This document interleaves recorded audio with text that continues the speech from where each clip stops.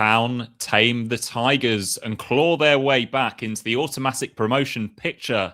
It's great. This is Blue Monday.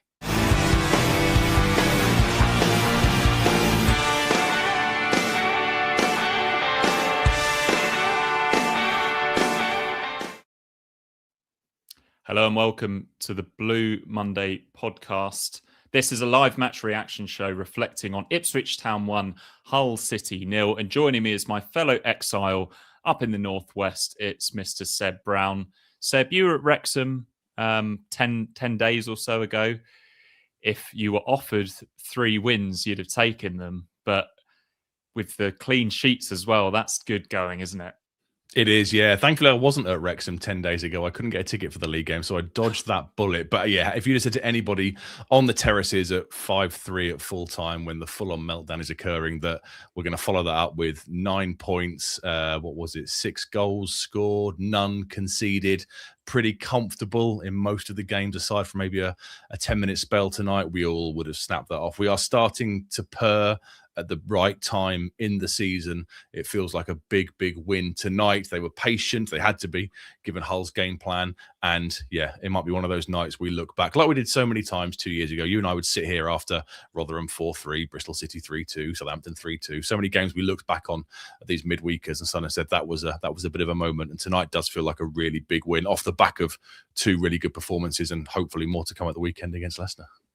Yeah, and I think we really struggled with these midweek games early on in the season, didn't we? But we were making loads of changes for them. And that's kind of helped us in the long run because generally we haven't suffered too badly with injuries. But I think most of us thought the heavy rotation was something that we'd maybe left in the past, especially after a win or 2 wins. But once again, Seb, 5 changes tonight and some pretty big decisions made in there as well. Taylor returned in midfield. Greaves regains his spot from last Tuesday away at Watford, which is an interesting one at home in this game. While Eggerly comes back in, maybe that one isn't too much of a surprise. Neither is Clark coming back in, and George Hurst returns up top, having scored 2 and 2 off the bench. But yeah, what stands out for you in this lineup, Seb? Well, I guess the 2 real surprises, you could tell, couldn't you? The guys discussed it on the flagship. You could tell who was going to start tonight by the substitutions that McKenna made against Swansea. Obviously, Nunez kind of going off was a clear example that he would play again. Mehmeti playing the full 90 meant that he wouldn't start tonight. Really surprised to see Jacob Greaves come in. I guess Leif Davis is playing with a knock. Seemingly, it was hard to tell that against Swansea. He was absolutely flying down the left-hand touchline at points in that game and also tonight when he came on. But I guess we have got, a game at the weekend against Leicester. Then it's Stoke away next midweek before Sheffield Wednesday. So the fixture list is kind of possibly the reason why we are rotating still so heavily. But always a surprise to see Leif Davis not start a game at Portman Road if he's fit. I thought Dan Neil would start again alongside Matasiwa. I kind of figured that him being withdrawn on 65, 70 minutes, was it, on Swansea, was a precursor to him coming back in again tonight. But clearly McKenna thought it might be a bit of a scrap in there against the likes of Matt Crooks, etc. So he got the nod again. I guess it says more about McAteer than Eggerly starting in that right-hand position. I wasn't expecting Burns to start 2 games in relatively quick succession. Eggerly obviously scored against Watford. I guess, he's clearly the second fiddle, and McAteer retains his place as the impact sub like we saw against Swansea. Pleased Nunez was in the 10 because we're so much better when he's playing. Jack Clark starting on the left, no surprise. And like you say with Hurst, 2 goals in 2 games, it would be rare in a McKenna side, I think, and unless you've got injuries and absences, for a striker to start 4 games on the bounce. So not overly surprised that Azon dropped out. But yeah, the big standout one was Greaves at left back, especially considering Davis was fit, but clearly a consequence of the fixture list and forward planning, I guess. Yeah, and we're the only Blue Monday members, Seb, that actually no, Ben wasn't at the game tonight, as far as I'm aware. I might be wrong on that, but Henry Chard of this parish was in the Cobbles stand tonight, and he messages me quite a bit leading up to the game when he sat there on his own watching the warm-ups. He said that Eggerly just hit one off for a goal kick. Then he said Matasiwa always has 1 shot on goal, just 1 in every warm-up. just teed up on the edge of the area. And Henry said, "I've never seen him score." And that should have been the moment that I put a bet on, Seb. But I don't bet on football, so I can't be too disappointed that I didn't. No spoiler there, of course. Let's talk about the Hull team. They also made lots of changes, Seb. And they went for a complete change in formation, and centre forward who has scored loads of goals this season, and one that maybe we could have signed in the summer, is left on the bench. Bit of a weird one, but I suppose it's exactly the same as what we do.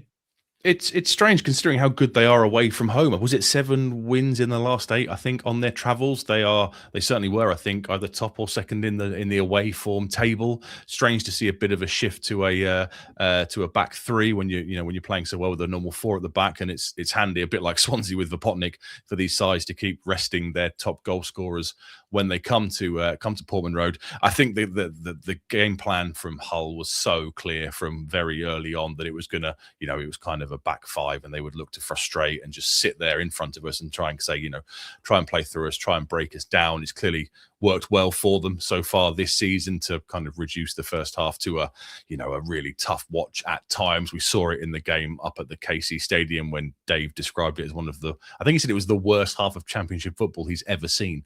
The first half against Hull back in whenever it was, October, November time.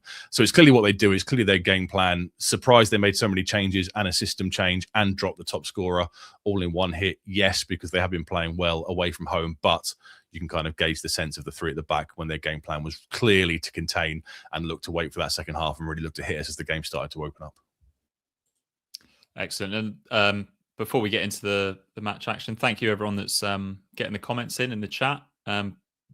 Always nice for you to join us, especially after an important win like that one.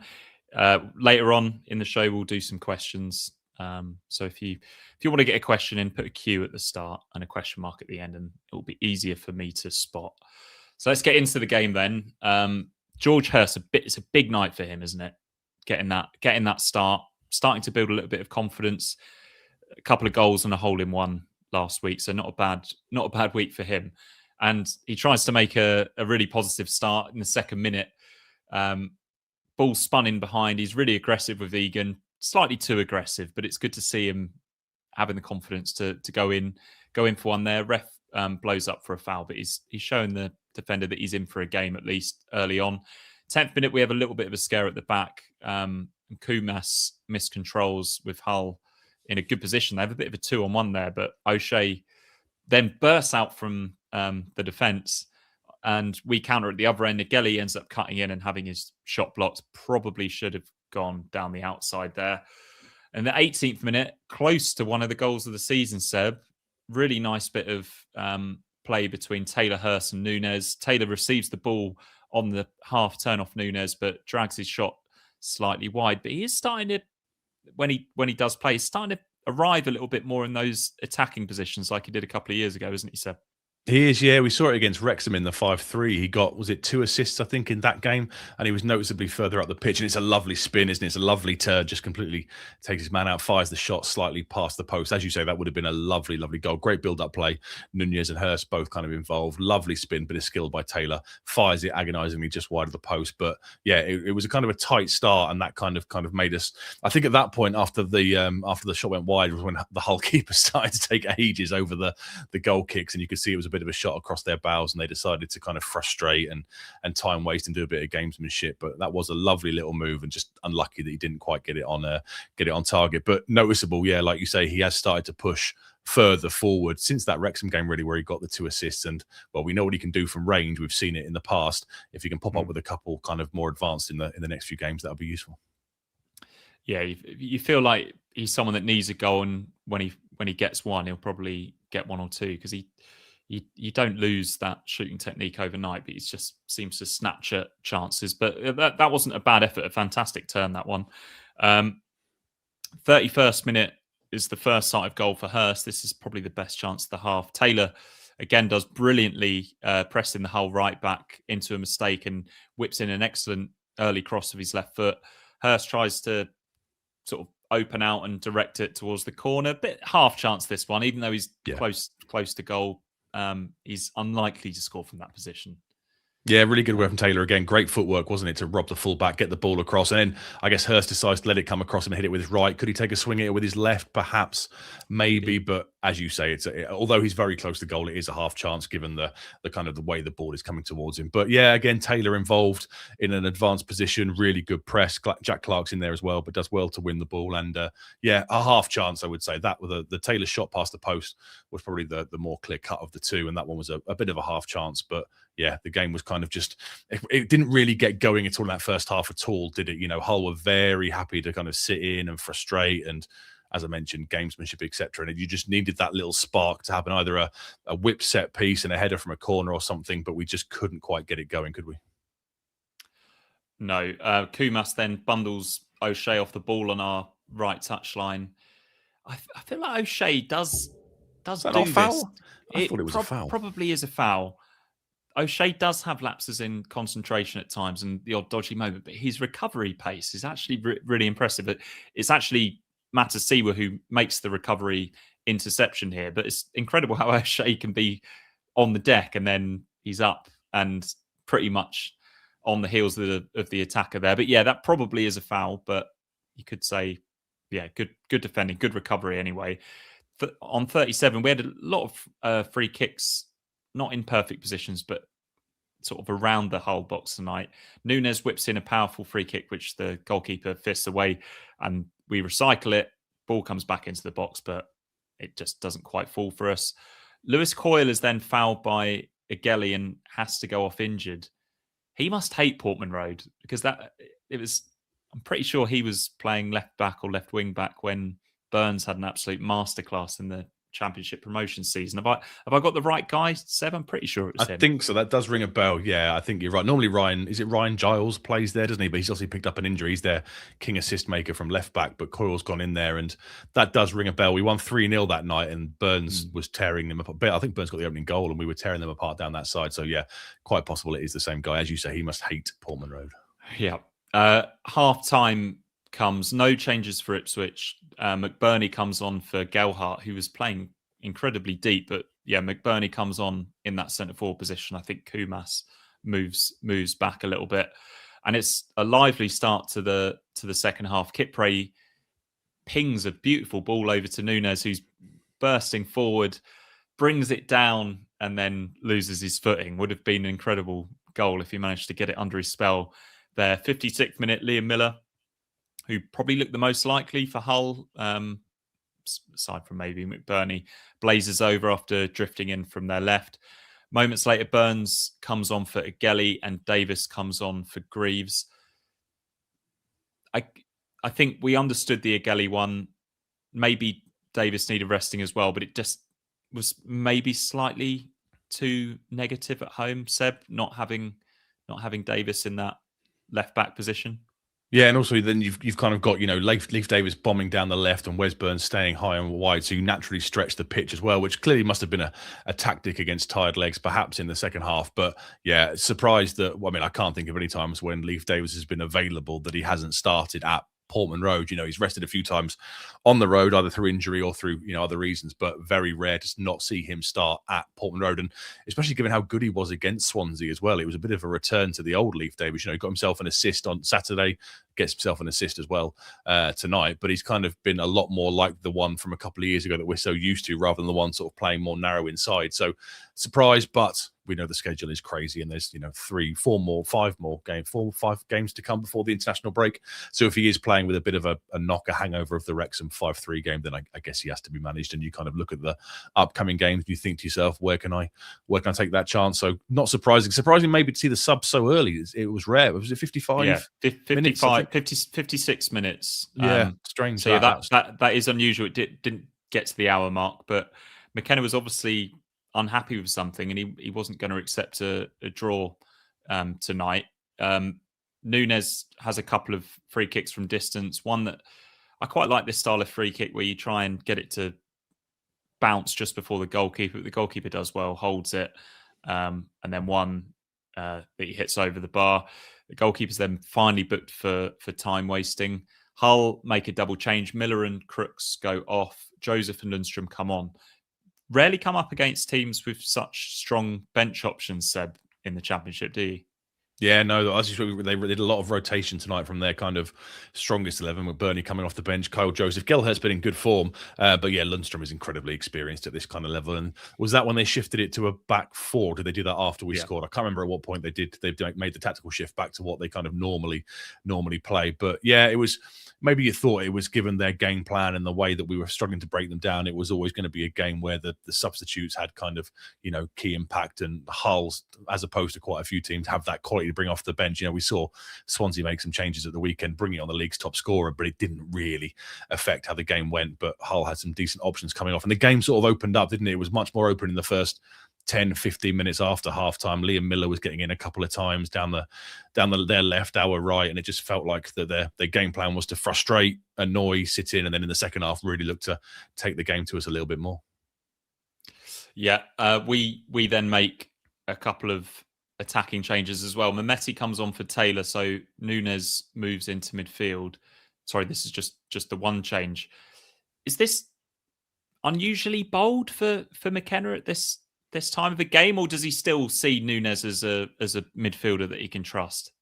I think it was bold. Yeah, Taylor's the one that goes off, and I didn't expect Nunes to last the 90. I don't think he was as good tonight as he was against Swansea on Saturday. Slightly off it on a few occasions with his passing and his set pieces. But yeah, to have Mehmeti be the one to come on to replace Taylor, and Nunes drops back, that's basically saying to Matasiwa, you've now got to cover all the ground to do the defending, because Nunes will pop up still everywhere to get on the ball. I think one of the first things he does is make a burst and put a ball to the near post, which the Hull keeper kind of claims. So he's not necessarily as disciplined positionally as Jack Taylor was. So I think it was a sign from McKenna that, look, this is a big game. We do need to win it, given we're trying to play catch up after Borough's great result last night at St Andrews. So it's kind of Leif Davis on tick, Wes Burns on tick, two players that McKenna trusts, who know the system inside out, will stretch the pitch, and then just get Mehmeti on because of how good he was at the weekend to try and influence things in the final third, and clearly didn't want to lose that range of passing or that set piece threat from Nunes. Yeah, and it doesn't take long for Mehmeti to get involved. Davis also involved, said, two of the subs combining, but the goal itself comes from one of the most unlikely of sources, and a goal that it's one of those. It's like the Cole Skews volley. It was an I was there moment, and unfortunately, Seb, neither of us bloody were.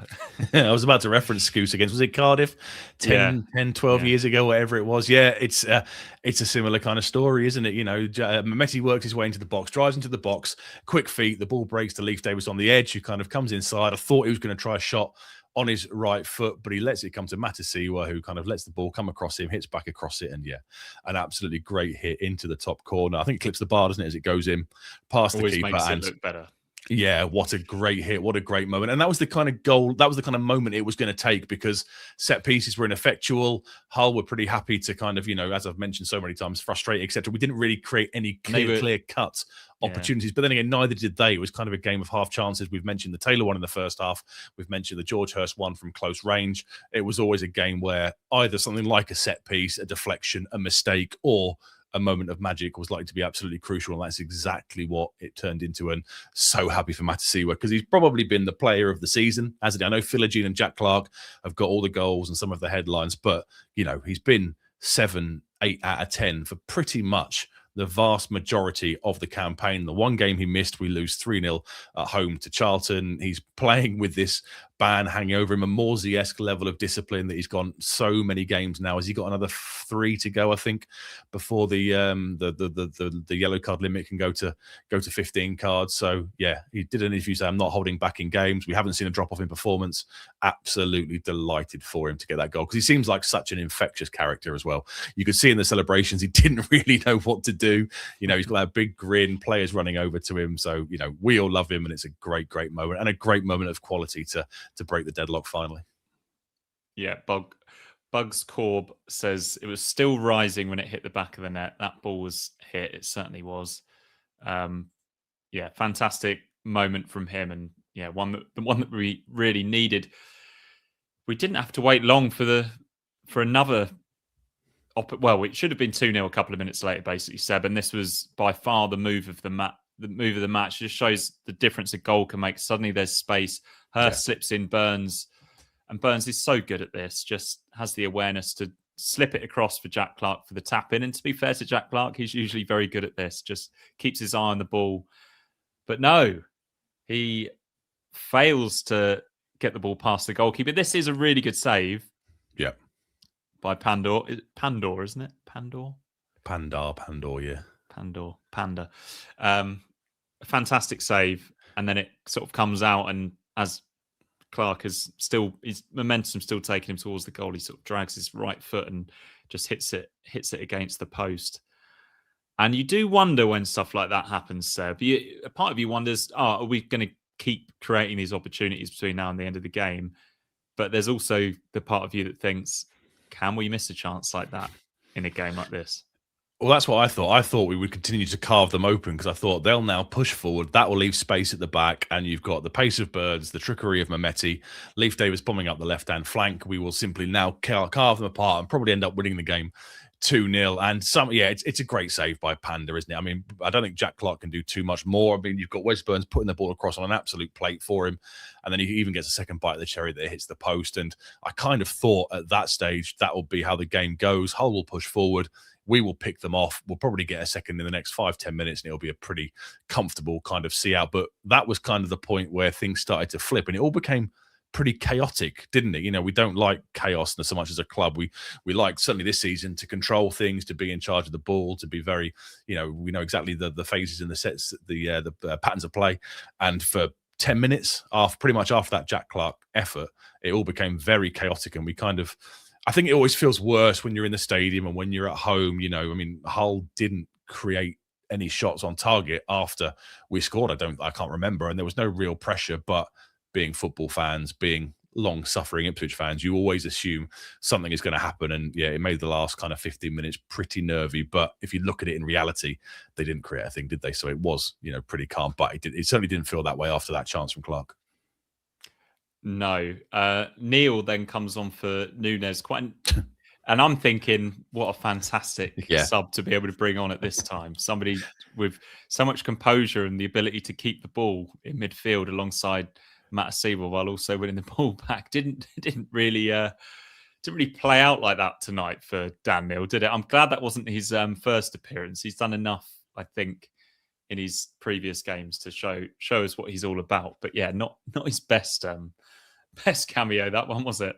I thought the same thing. I thought, right, neat and tidy. He will just sit in alongside Matisse, where they'll mop everything up. And as we saw at the weekend, Dan Neil has got a bit to his game going forward. The way he took those two Swansea players out, drove up the pitch in the build-up for the first goal. So yeah, like you, I thought he'll sit in, he will win the ball, pop up everywhere, and maybe look to get us on the front foot to kill the game off. But he just could not find a blue shirt, could he? He kept giving the ball away with every opportunity, and that was a surprise. But I guess that's a consequence of having played so little football, since August. We start against he started 2 games for us now, maybe 3. Played 60 minutes at the weekend or whatever. I think it is tough coming on in that position, and he's not a player that's been a sub in his career that often. He's a starter, isn't he? Unused. He's generally a star, so I'm making excuses for him here. And you're coming onto a game where the opposition are desperately trying to get a goal, so they're pressing you. And once that first pass doesn't come off, then it can become a habit, especially when the second one doesn't. And the third and the fourth, he just kept him. He just could not keep the ball, could he? But it doesn't matter. It doesn't matter. No, it doesn't matter. But Mike D says he was playing more like Neil from the In-Betweeners. It was surprising, given we all thought he would come in and add an element of calmness. I thought he did that at the weekend in centre mid, and I guess that was the plan. But for whatever reason, it simply didn't work out like that. Yeah, Athon came on at the same time for George Hurst. I actually thought it was a good performance from Hurst tonight, without scoring. I thought he led the line pretty well. Didn't look too frustrated, and we got players around him at times. Yeah, I agree. It was starting to see more of his sort of link-up play where he drops in and he's started to look a little bit more confident. He'll take the ball on the turn a little bit more, starting to take a couple more risks, and things are starting to come off for him. As you said, that just comes with the confidence, doesn't it? He's got 2 goals in 2 appearances. Fans are singing his name again. He's mentioned that it's kind of been weighing on him recently, in recent weeks, etc., with the lull he's been going through. But you could see glimpses tonight of the old George Hurst with his link-up play and his kind of having a bit of a ding-dong with centre-halves at time. It was encouraging to see because, if we can get, as Joe said on the flagship, if you can get, 10 goals between him and Azon for the rest of the campaign, then we'll be in a pretty good spot. And it's good that they have both seemingly grown in confidence over the last few weeks. Yeah. Could still turn out to be an accidental masterstroke, not bringing in another striker in January. Who knows? 82nd minute, little bit of a scare here. McBurney picks the pocket of Kipre, who's just a little bit too chilled. Kipre then makes a good foul because he cuts out the chance and makes sure that he fouls McBurney before he comes into the penalty area. Did you worry for a split second? Like you say, it's a good foul that he has to make, isn't it? It's his mistake. He's almost dawdling on the ball. McBurney gets a foot in, and you have to bring him down there, but you have to do it in a way, obviously, that there's no risk of a penalty, and he does exactly the right thing. It's frustrating because we were kind of in control before McBurney won that ball back, but the second that McBurney's on it and is racing forward, it's a sensible foul to make. Gets a yellow card, unsurprisingly, doesn't protest too much. And that was that the one where the free kick went straight through to Walton? He played it low, and it kind of went straight through to Walton, didn't it? Yeah, tried to do something, and it ends up taking a deflection, finds its way to Walton, whose handling was excellent tonight, claiming crosses, just doing the basics well. A couple of good chipped balls forward. I think we won quite a lot of headers up front tonight. Hurst and then Athon when he came on. So a decent night for Walton. He's definitely. If he did lose any confidence in the defeat at Wrexham, I think that's in the rearview mirror now. I don't think he's too worried. And to be honest, Seb, although everyone's sort of saying that it was a little bit nervy at the end, that I don't have any more notes. I don't recall any real openings for Hull in the last few minutes of the game and in the 5 minutes of stoppage time. So we saw it out. A good professional job. That is 3 games in 7 days. 3 wins, 10 goals scored, and 0 conceded. Is this 2022-23 repeating itself here? Well, we've certainly got the clean sheets aspect. Yeah, what was that? Was that 15 clean sheets in 16 games or something? We kind of, we became imperious at the back and just restricted the opposition to absolutely no chances, which is kind of what happened against, maybe not so much Watford. They had the penalty they missed, obviously, the close range save that Walton made. But Swansea certainly didn't really threaten us. Bolton pushed a couple away from range tonight. They didn't really threaten. I can't think of any kind of clear-cut choice. I've not seen any stats. I don't know what Hull's XG was. Hello to all the XG fans. Ben was talking about it on the flagship. Obviously, they are massively overperforming, so it suggests they don't create good quality chances. And if we can, we've managed to kind of get our strikers scoring at the right time. We're managing to now keep clean sheets. We're back even after the Wrexham debacle. We are obviously the meanest defence in the league, again, with 34, 35 goals, I think, conceded. So, it looks like we are starting, as I said at the top of the show, to purr going into the real business end of the season. And if we can keep clean sheets and the strikers are scoring and we can bring talent off the bench like Mehmeti to unlock games and potentially change them, then it could be a hell of a ride, similar to what we saw 3 years ago and what we saw 2 years ago. Starting to purr. That is a shameless pun there from Seb Brown. There'll be many more of those after we hear from our sponsors. And this is an opportunity for you to get your questions in for the second half of the show. Blue Monday is brought to you in partnership with Atwell Solicitors, your ideal legal partner for property and business law. Whether you're buying a home, starting a business, or just need legal guidance, our dedicated team has got you covered. Trust our award-winning customer service team to handle your legal matters with care and expertise. Find out more at atwells.com or visit us at our offices in Ipswich, Colchester, London, and our new location in Woodbridge. Lovely. Thank you very much to Atwells. It's another busy week of Blue Monday. On Wednesday, we've got the Beyond the Scoreline on Top Tier. So this is a real treat because you've got 2 matches that you're gonna read about here and listen. They'll have read up on it all. You're going to find out about the tactical insight of our experts on Top Tier for the Swansea and Hull game on the tactical analysis. So, and then on Thursday, Seb, you're joining Rich, but at a slightly later time, an 8:30 p.m. start for the Leicester pre-match show. Why are you starting at 8:30, Seb? What's going on? I think he's got work commitments. I think we were debating a pre-record on Wednesday, but we do prefer to go live on Thursday. It's kind of the slot. So, yeah, just half an hour later, 8:30, come and get the lowdown on Leicester, their battle to stay up, their managerial change. And I'm sure we'll discuss their points deduction because it must be the most asked question we had in the first half of the season. So tune in on Thursday night, slightly later, to get all the lowdown on the weekend's opponents. Nice. And the previewing will continue on Top Tier with Henry and George doing the weekend preview. That will be available on Top Tier on Friday. And then Ben, Joe, and Dave will be back for the flagship show on Sunday, where hopefully they'll be discussing another 1-0. Seb, let's have a quick look at the league table. It is kind of as you were on Sunday night, isn't it? But it's worth it. Is, but the pressure was back on us tonight, wasn't it? After Middlesbrough last night, fair play to Middlesbrough. I watched that game. I kind of thought that was it one team's 1 in 40 odd games at St Andrews. I did think they would drop points last night. Fair play. They were very decent. They didn't, and that straight away puts the pressure back onto us tonight. We've now overcome that. We get to put a bit more pressure on them because we're playing first at the weekend. Our game against Leicester is on the Saturday. They play at 4:30 away at QPR on the Sunday. So this is going to be the ding-dong. It was us and Leeds 2 years ago. It looks like it'll be us and Borough now. Don't rule out Millwall because they're still up there and they've got to come to Portman Road in a couple of weeks' time. But it's just going to shift every weekend with kind of who can put the pressure on the other one and who blinks first, I guess. But that felt like a big win tonight after what happened last night. And as you say, 3 points off second, game in hand, still no date for the Pompey rearrangement. But yeah, the goal difference is probably worth an extra point. And therefore, if we do win the game in hand, we are in second. Crucially, it's in our own hands. Middlesbrough have to come to Portman Road. Yeah, we kind of go week in, week out like two heavyweight boxers taking slugs at each other, and then eventually someone will fall, and we'll see who gets across the line. But it's going to be a bit of a ding dong between now and the start of May, isn't it? All of the pundits, Seb, are saying you can't rule out Millwall. Yeah, but that's usually when they just have ruled out Millwall.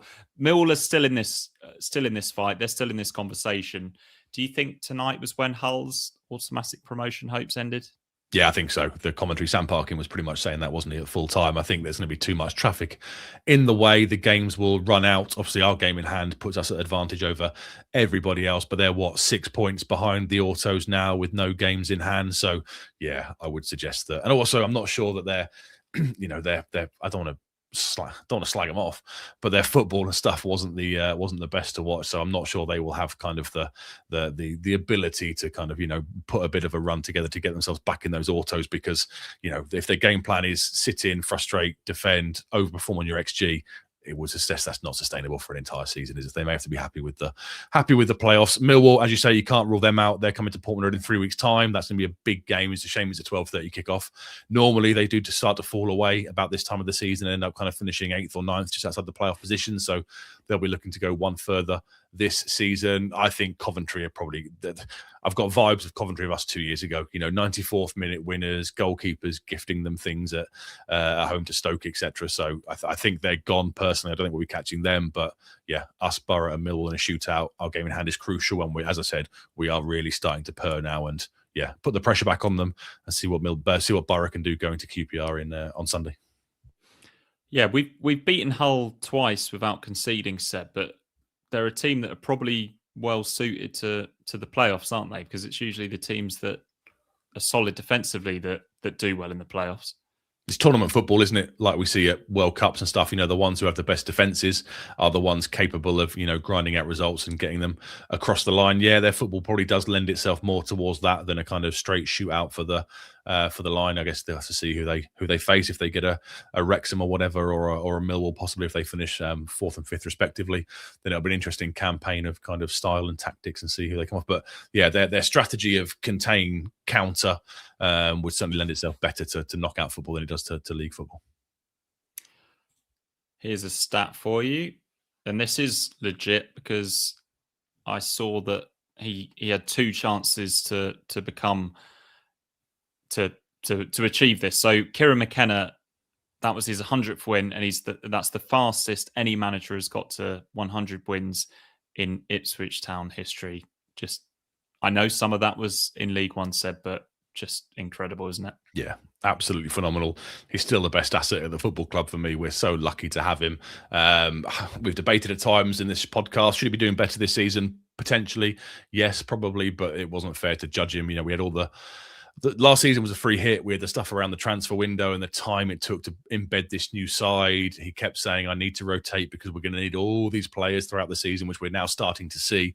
If Philogene had played the first 20 games and Jack Clark barely got a look in, Jack Clark would now be struggling in terms of fitness and probably, producing goals and assists because he hadn't really played. So clearly the long-term strategy was there. And yeah, McKenna is, I know some people say that, maybe it's time to look to move on after a few bad results, but not for me. He's still the biggest asset at the club. I have faith he will get us across the line.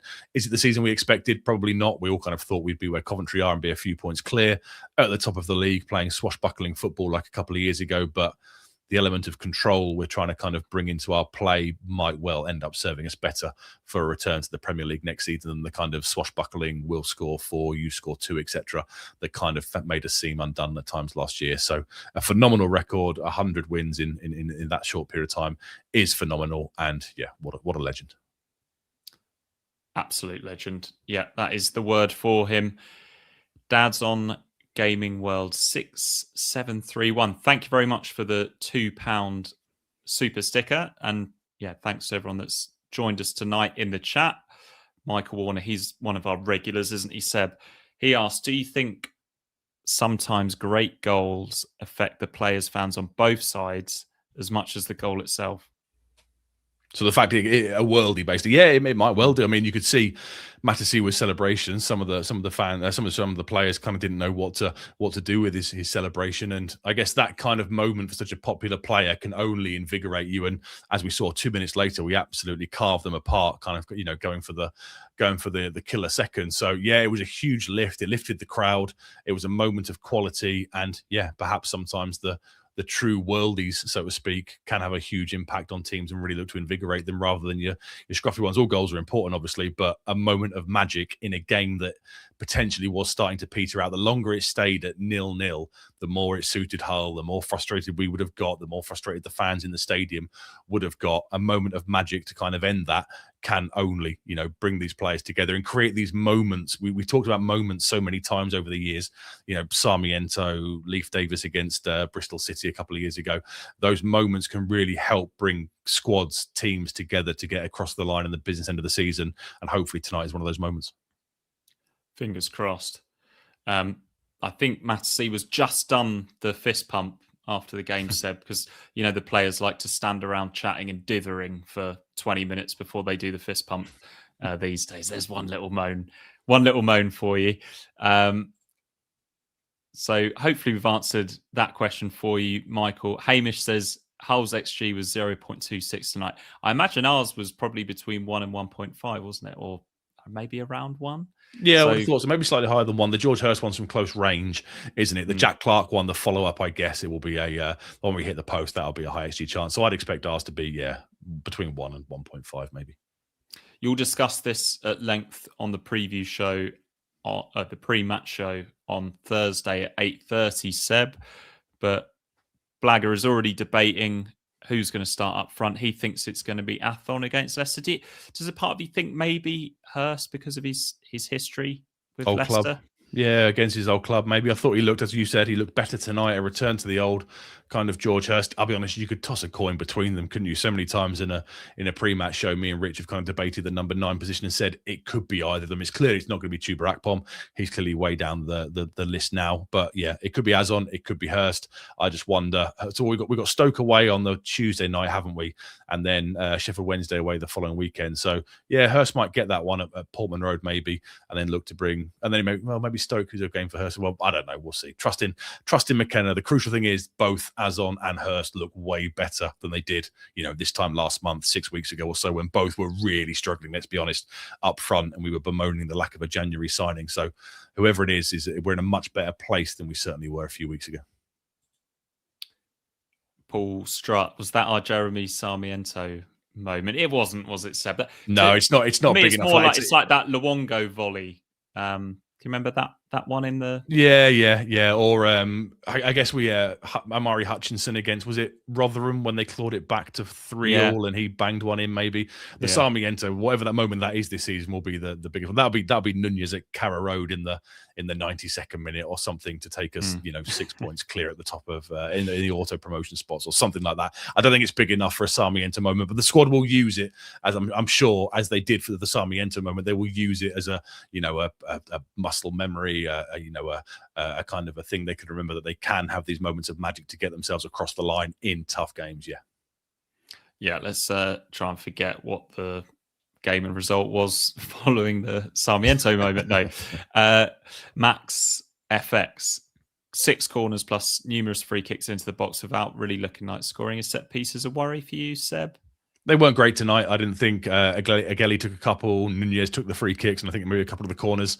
They didn't really threaten, did they? I think there was one which I think, did somebody get around the back post, Greaves, and there was maybe a possibility of O'Shea getting pulled down quite early on in the game. I thought apart from that, we didn't really threaten. But yeah, we've kind of ebbed and flowed with set pieces because they were pretty rubbish at the start of the season. Then suddenly they became pretty decent, and we kind of had a bit of joy from them, and people were starting to realise, Mark Hudson, the kind of work he'd been putting in, and they've gone a bit crappy again. So yeah, I guess it's a useful thing to have in the armoury with the likes of Kipre. O'Shea should probably score more for me, but Kipre's always a threat from them. So I guess we'll just have to wait and see what we can do with them. But crucially, we looked awful at conceding set pieces as well for a while. We looked pretty tight at that as well at the same time. So I'll accept the lack of an attacking threat if we remain so solid at the back, because we've got other ways to kind of win games.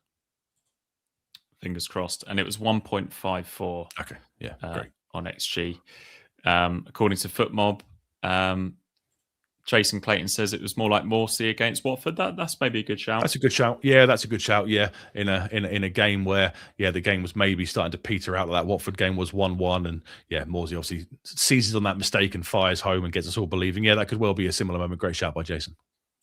Michael asks, have we found our plan B? Is that dropping Nunez in to a quarterback role when we need a goal?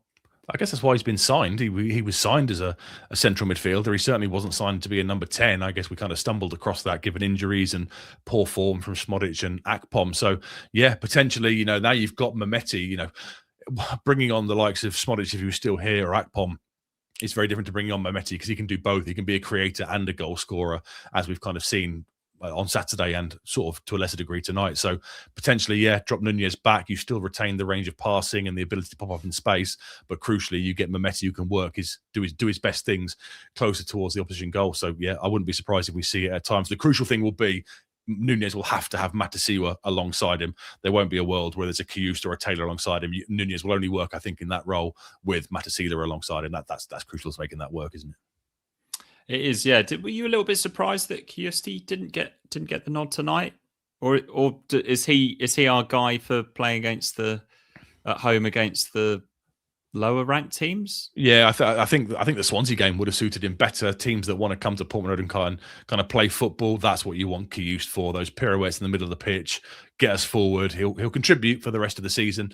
But I think a game against the central midfield of Slater and Matt Crooks, who are going to be dogged and sit in and frustrate and time waste and annoy, I don't think that's a game for Kiyust. And also their game plan was clearly in the second half to hit us on the counter, wasn't it? I don't think you want Kiyust as a defensive option against counter sides where they're sprinting up the pitch and stuff. That's just not his game. So he'll probably get a run out at Hillsborough against Sheffield Wednesday, and he might get a few run outs in the kind of the latter games of the season when we're playing the likes of, I don't know, maybe I can't think of what the fixture list is, but the lower downsides. I think he is probably the fourth choice central midfielder. Now, obviously, Matasi were nailed on number 1. Dan Neal's probably still number 2, even though Jack Taylor started tonight. Jack Taylor is the third for me, and Kiyust is the bottom of the pecking order, I'm afraid, because he just can't put it together consistently enough to, he can look like a world beater for 5 minutes and then suddenly disappears out of game. So, yeah, I just don't think he can be overly trusted at times. Ian Mackey, I think you probably don't have an answer for this one. Do you know the latest on Philogene, Seb? I'm guessing you don't. No, it's they said it's day by day, I think, didn't they? A couple of weeks ago, was that what they said? So when he's ready, he'll be back. The crucial thing is that Mehmeti can play left, so Jack Clark can share the minutes with Mehmeti now. Jack Clark playing the full 90 tonight. It wasn't great tonight in terms of an attacking point of view, but he put in some yards tonight. So I'd expect Mehmeti to come back into the side, probably in the left-hand role against Leicester, and he can share the minutes with Clark. And until Philogene back, they can do that. It was a medial ligament injury, wasn't it? And they can be nasty. I think, was that what he did against Chelsea at the end of last season that saw him miss the latter stage of the campaign? They could be awkward injuries, so it's important you don't rush them back. So when he's ready, he'll be back, and we'll have to make do with it's first world problems. We'll make do with Hannes Mehmeti and Jack Clark in those positions for the foreseeable. Yeah. What will it look like when we have got them all fit? If indeed we do, will we just see Mehmeti play in the number 10, and he'll rotate with Nunes a little bit more rather than rotating with Clark? Yeah, I would think so. I guess Philogene and Clark will share it was kind of very evident that Philogene was the Portman Road player and Jack Clark was more the one on the road. So I guess that kind of balance would come back in. Nunes and Mehmeti will share the number 10 minutes because it's rare that Nunes can complete 90 minutes. And then if you need to go, as we saw tonight, if you need to go for it, then you've got the plan of dropping Nunes back into central midfield alongside Matasiwa and put Mehmeti in that 10. And, then you've still got the likes of Akpom if you need him in reserve, Wes Burns, Egley, McAteer on the right. The players behind the strikers, it's frightening, isn't it? But if there was a playoff final tomorrow and everybody was fit, I guess you'd have something along the lines of Wes Burns, Nunes, Philogene, maybe. But you could, if Jack Clark had to be the one to start, you'd have full faith in him, given what he's delivered for the last few weeks or months. Lovely stuff. There we go. We'll end the show there with Seb talking about our potential best 11 for Wembley at the end of May. It won't happen. We'll be second. Don't worry about it. That is good to hear. 3 wins from 3 then, 10 goals scored, 0 conceded. It's back on, isn't it, Seb? It is, yeah. A huge win tonight. Really important to win tonight. The pressure came back to us, like I said, after Middlesbrough. We've reacted really well. Now we'll be selfish and go for a 9-point week. We did that so many times 2 years ago, and it's crucial. Leicester coming to Portman Road might be similar to tonight. Gary Rowett football. They will frustrate. They will potentially look to sit in and grind out a point. But we have to, go again. Look to get some more bodies back onto the pitch who are rested tonight potentially, and if we can get a 9-point week before we go to Stoke and Sheffield Wednesday and then Millwall before the international break, we will be in an absolutely excellent position for this run in. So all they can do is win on Saturday, put the pressure back on Borough, over to them, and look to keep going. But we are very much getting vibes of 3 years ago and 2 years ago. It's starting to happen again, folks. Keep the faith. Up the town.